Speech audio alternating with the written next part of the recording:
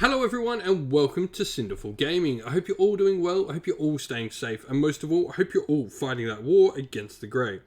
Today's video, we're going to talk starting to collect Warhammer Age of Sigmar Warcry, and in particular, we're going to take a look at the Idoneth Deepkin and how we can use the previous Warhammer Underworld's Warband, Elathain's Soulraid, to create a Warband.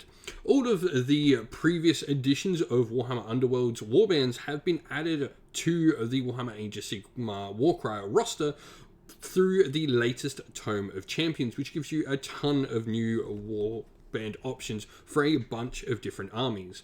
And so we're going to look at how we can use Elathain Soulraid to start our Idoneth Deepkin Warband. In this video, we'll start by talking about Elathain and all the models inside the Soulraid box set, and then we'll look at some other models we can bring into, and finally finish off with a little Warband roster of 1,000 renown that you can use to build up your first force with. And so, let's talk about Elathain Ill-Fated, the leader option we get. Now, you get 5-inch movement, 3 defense, and 24 wounds on this model, which is pretty nice. It's got a nice close combat attack with his nice cool hook there, which is 1-inch range, sorry, with 4 attacks, strength 4, 2-4 on the damage. And then you've also got the net, which is a 3-inch range, 3 attacks, 4s, and 2-4 as well. So some pretty decent damage all the way around. Now, this model does have access to both of the Elathain Soulraid abilities, which are special abilities for this warband. First one is Soulnet, where you can pick a visible enemy fighter within 3-inch and roll a dice. On a 3-inch, that fighter cannot make any move actions or disengage actions until the end of the battle round. Really cool for some control on the table. Then you've got Riptide Harpoon. Now, this is one available to Tamael, who is the cool thrall at the top there with the harpoon. This fighter makes a bonus attack action. After the attack action, the fighter targeted by that attack action makes a bonus move action directly towards this fighter as if they were jumping a number of inches equal to the value of this ability. This is really cool. You can pull enemies down off terrain and all of that sort of stuff. Now, speaking of those other fighters, we'll start by talking with Tamael. This is the Nomadi Thrall with the giant harpoon. 8-inch range on that harpoon, 2 attacks, 4s, 1-4, and the ability to pull enemies towards your fighters to get into the close combat range of things like Furan, who has 1-inch range, 4 attacks, 3s, 2-4, and defensive 4, 16 wounds. It's a solid fighter. But Doonclaw, I really like. The Krabnos. 1-inch range, 2 attacks only, but strength 5, 2-5 for the damage. He's got a movement of 4, 6 of his defense, and then 12 wounds. Are just a really solid fighter.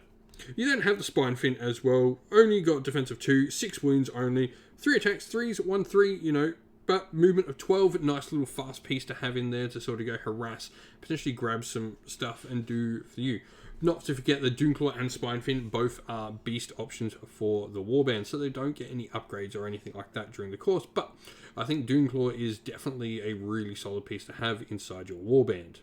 Looking at where do we go after here, well, I really like the idea of having a sort of control style play with the Idoneth Deepkin in Warhammer Age of Sigmar Warcry. And adding to this, a Soul Render is another great piece to add. The Soul Render in here is a 3 defense and 22 wounds, so a couple less than Elathain, but it has 2 attacks with its close combat weapon, 4, 4, 2, 5 for some extra damage onto Elathain. It then has a 3-inch range on its ranged attack with its nice little fishy, which has 3 attacks, 4s, 2 4s. So some cool stuff there. Now, it also has a cool ability called the Hangman's Knot, which is a double ability where you pick a visible enemy fighter on a 3+, that they cannot move or make disengage actions. The same thing that you have for Elathain Ill-Fated, except it is a different ability. So this means you can use both Soulnet and use Hangman's Knot with 2 separate doubles in the same turn, allowing you to really control what your opponent's movement with different fighters is doing with these 2 characters. So they work really well together. Looking at another character that sort of does some more of this control style play is the Isharan Tidecaster. The Isharan Tidecaster has a defense of 3 and 20 wounds, which is solid. It's got a ranged attack of 3, 7, 2 attacks, 3s, 3, 6, a very generic sort of wizard style shooting attack. And then in combat, 2 attacks, the 2-inch range with 3 attacks, 3 for its strength, and then 1 4. So, okay, but its ranged attack, as all wizards, is pretty solid. Now, it's got the cool ability called Riptide, which is another double ability. And it's really cool. Basing your force around doubles is a really great way to go with Warhammer Age of Sigmar Warcry. It's not relying on having triples. You're much more likely to get those doubles. Now, with a Riptide, you pick a visible enemy fighter within 12 inch, and until the end of the battle round, you subtract 1 from the attack characteristic. This is really great, combined with either one of the Hangman's Knot or Soul Net abilities, locking that fighter in, reducing its attacks, and then allowing you to hit it back. Really, really strong ability. Now, looking at 2 units to bring in, I think when we're starting to look at this sort of control play, we're wanting to bring in cheap fighters that are going to do lots of damage or enable us to not take the hits and have these cheaper fighters in. So I think Namadi Thralls is a great box set to grab. This will give you access to both the Thrall and the Icon Bearer. The Icon Bearers are leader options and cheaper leader options. However, I think just the generic Namadi Thrall is pretty solid with 4 attacks, strength 3, 2, 4 in its damage. Or you could go for Namati Reavers, which provide you with some nice fire support, which I really like. In addition, this is really cool when you use things like the Soulraid and Elathain, stopping the movement and all of that, enabling you to disengage, your opponent not to disengage, and just hail them down with some shooting. You've got 2 shots at a 3 to 15 inch range with a bow, strength 3, 1, 3. You could potentially do an Icon Bearer as well, which is just going to net you some extra health and an extra strength in combat when you're stabbing with it, and an extra shot at range. So you've got some cool options there with your Namadi Reavers.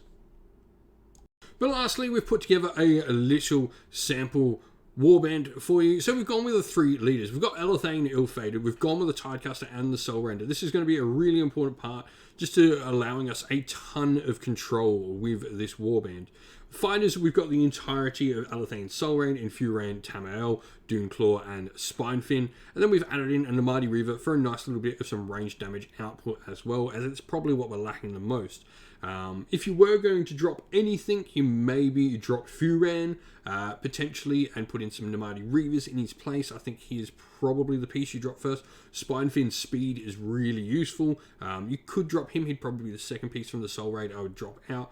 But I think his speed is something the Warband here lacks. Otherwise, if you're going to drop him and Furan, you're probably wanting to bring in something like Achillean Guard for some speed.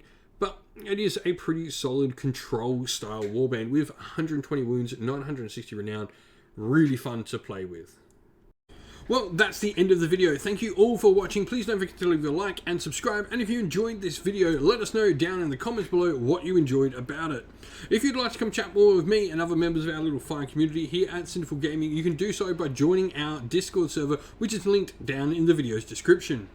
And lastly, if you'd like to help support the channel financially, you can do so by joining either our Patreon or YouTube members. Our YouTube members will get access to some cool little emojis you can use during live streams, and also to comment on some of our posts and on our videos with, and you'll get your name with a special little icon on it as well on YouTube. Our Patreons and YouTube members will also get a name up in a special colour in our Discord server as well. And finally, you'll get a shout out from us as well on Patreon or YouTube members at the end of every video that you have helped support. Thank you to our Patreons: Christian Weir, James Soren, Greenskins Gaming, AJC, Kenny Lyle, Outer and Shop First, Andrew Bowen, Nathan Fee, The Rising Ape, Q Dynamic, Agu, Anthony B, Anton Nilsson, JJ Austrian, Average Wargamer, Domir, Mark Harvey, and James Cater. And a special thanks to our YouTube members: Green Roots Gaming, Kenton Young, Chris Wallace, Ronya, Vinny, Lockloric, The Johnny84, David Ellsworth, Revenar, Wolfric Nick, Broken Shelf, Adriana Edwards, and Sean Scott. And a special thanks to, first of all, Lady Witchfox Art, who does all the amazing artwork you can see pictured here for the channel, and to Xmorphic, who does all the amazing background work for the channel. And that's it from us today. Please don't forget to leave a like, subscribe, and comment down on the video below. Stay safe, everyone, stay well, and most of all, keep fighting that war against the Grey. Ciao for now.